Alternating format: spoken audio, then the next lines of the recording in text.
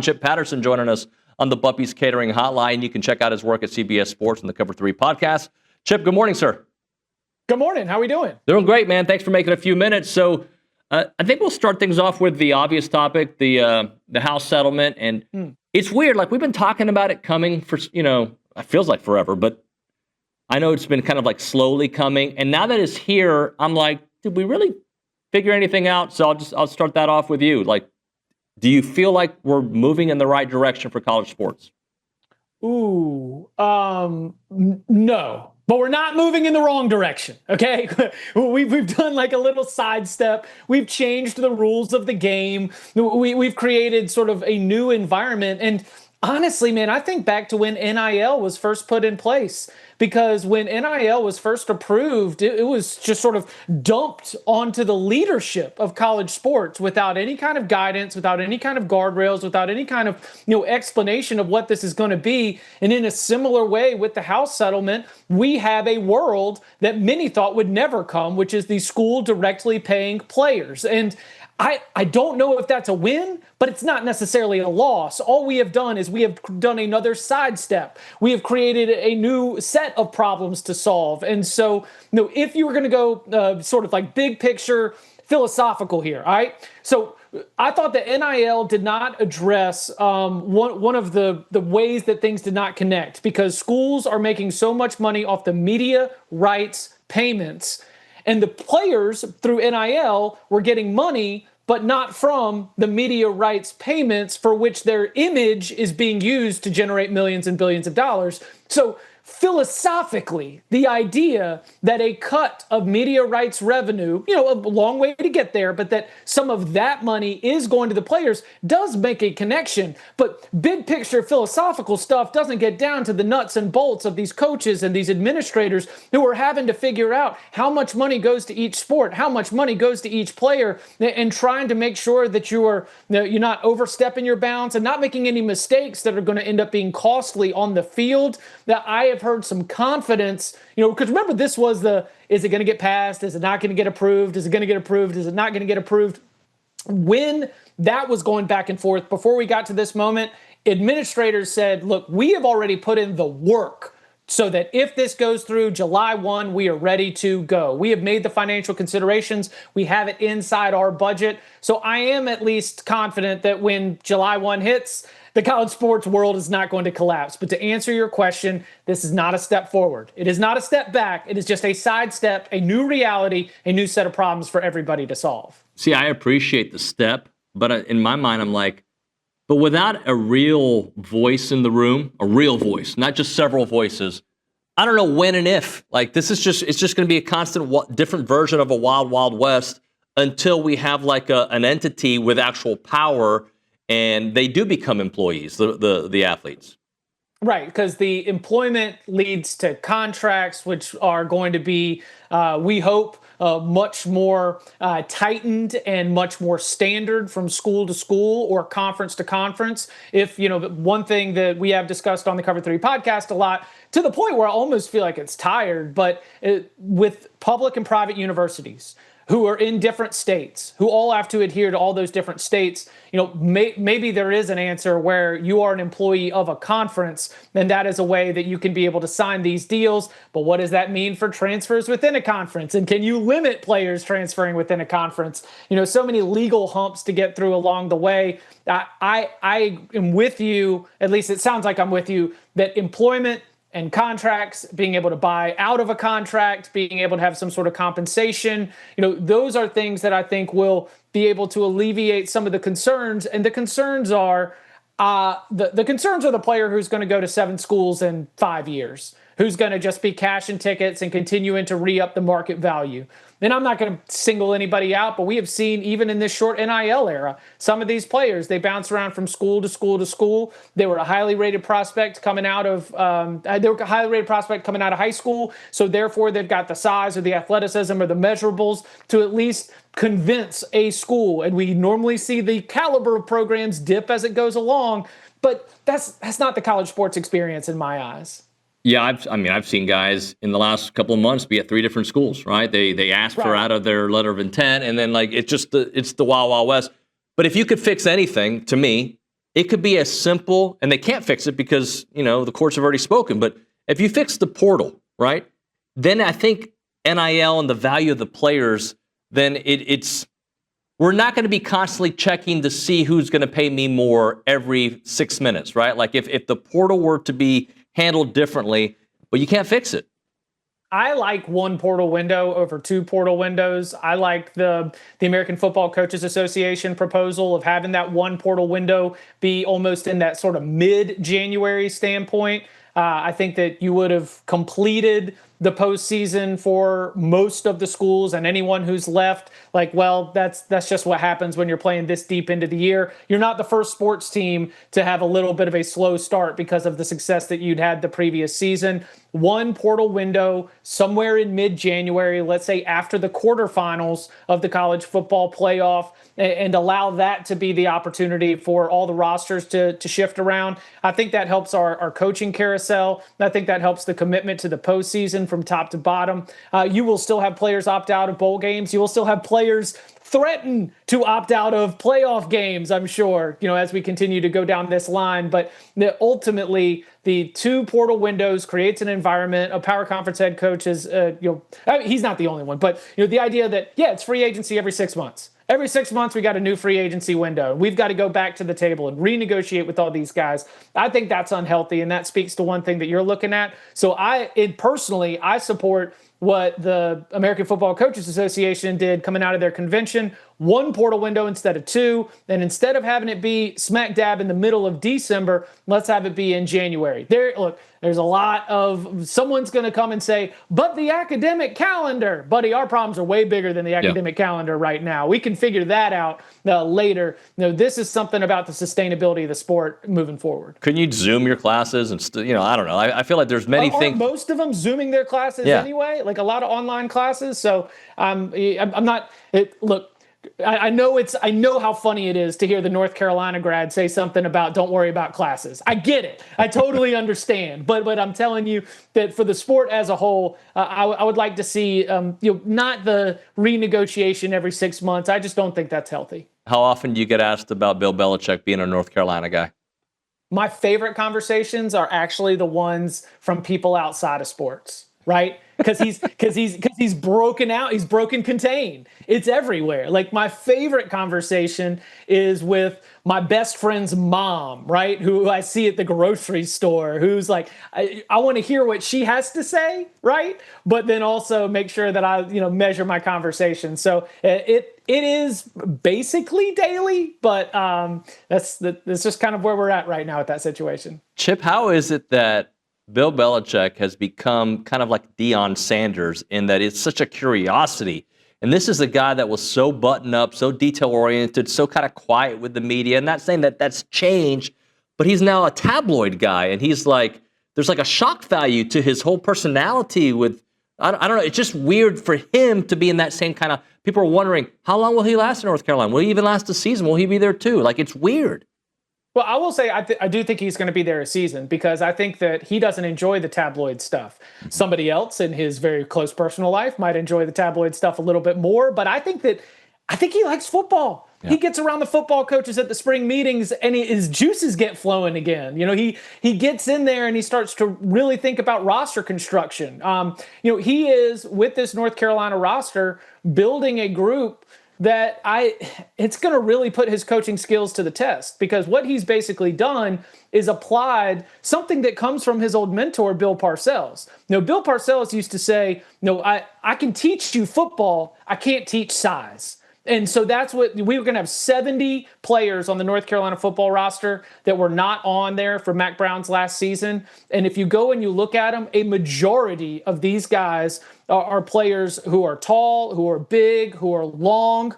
But why did those other power conferences let them go? Maybe those other power conference teams didn't think that they could play or they could play at that level. And so, this is something that's really going to he's really going to have his football theories tested, that I can teach you football. I can't teach you big. So let's get a bunch of big guys that need to be coached up.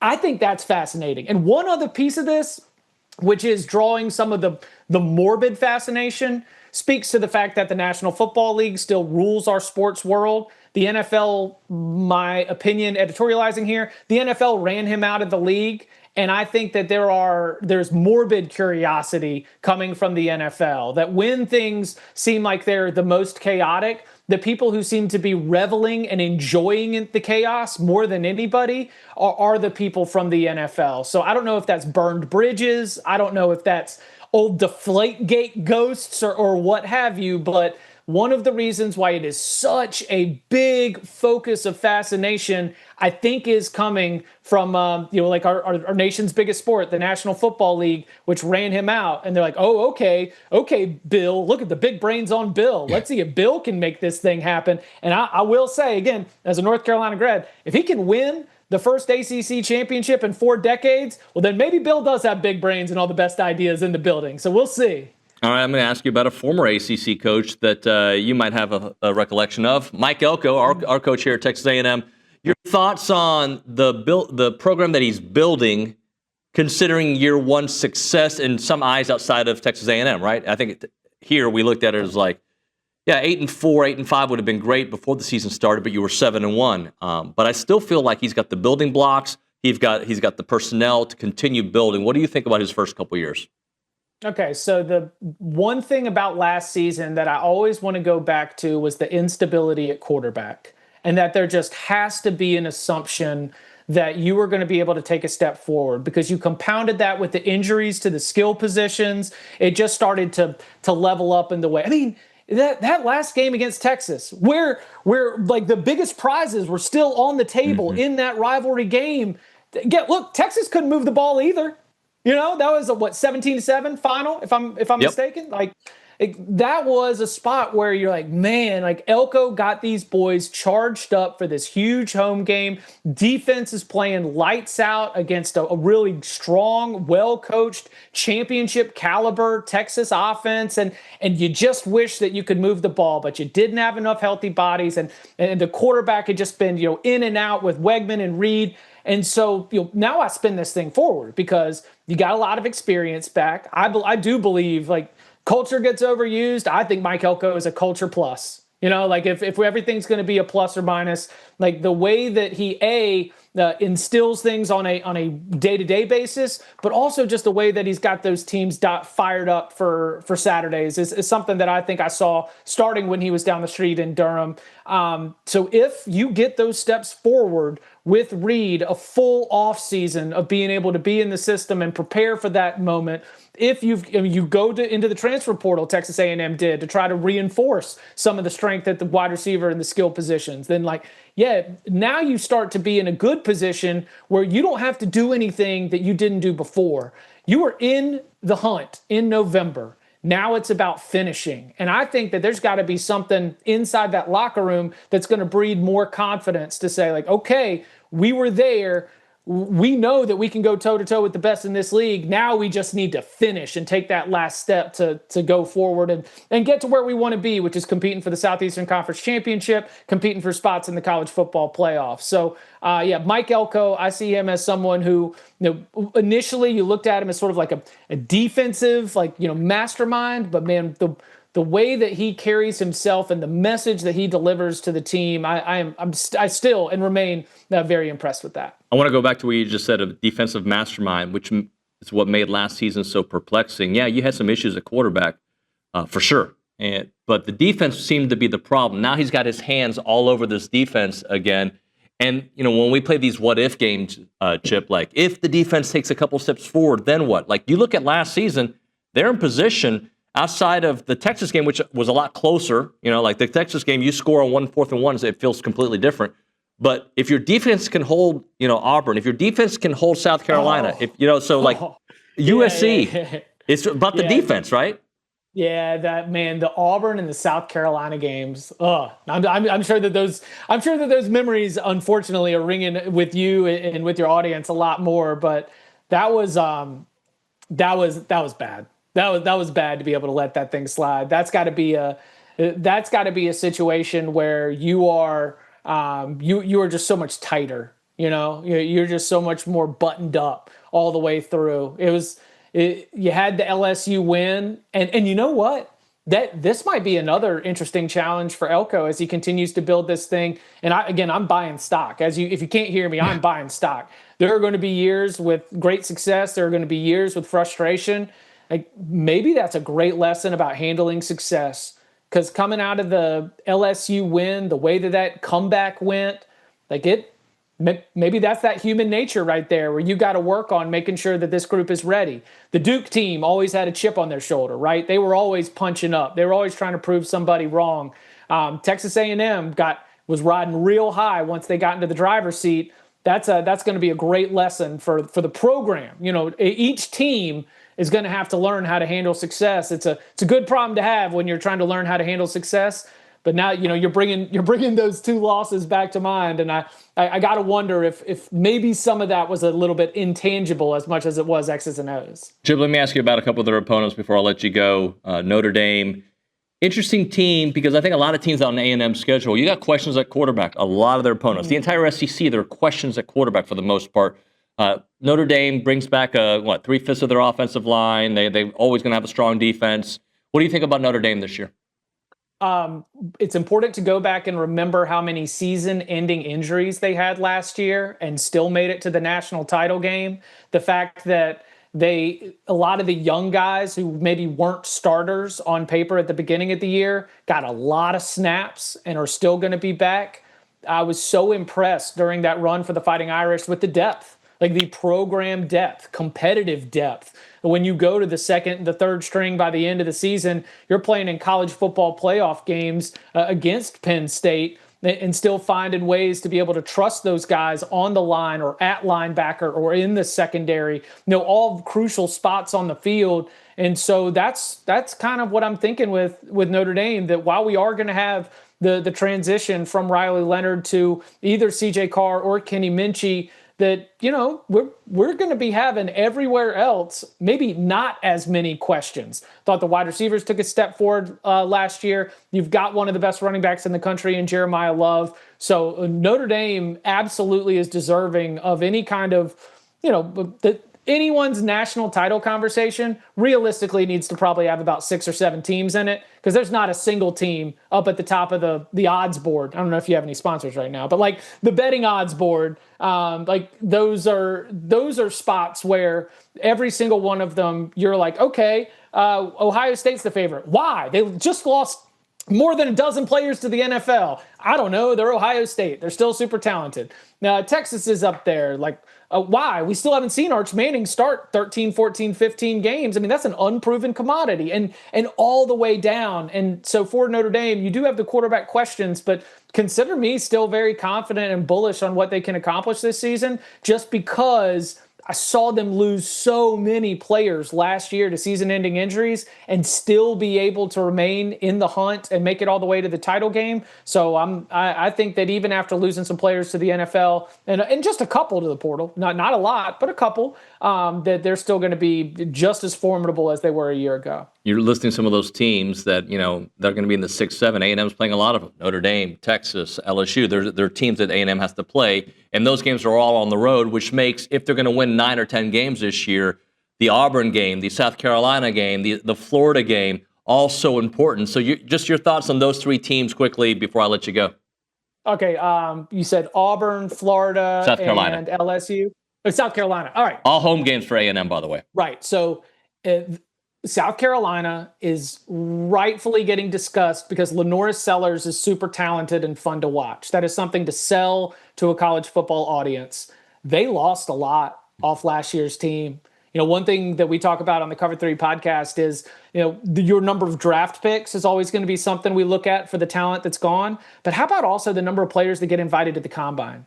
The number of who might end up being undrafted free agents, but are really good college football players. And those kinds of players are what really help, build out the infrastructure of a strong competitive team. So I think Lenoris Sellers will be really, really fun, but consider me someone who's maybe not going to throw all of the stock behind South Carolina just based on the quarterback position alone. Florida clearly has to ride up and down with DJ Lagway's health. Billy Napier's future rides up and down with DJ Lagway's health. They do seem very good along both lines of scrimmage. That'll be something that's interesting to track moving forward.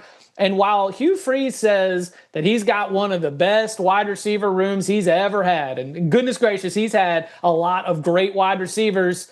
I mean, how much do we trust Jackson Arnold? You talked about the questions up and down the line in the Southeastern Conference at quarterback.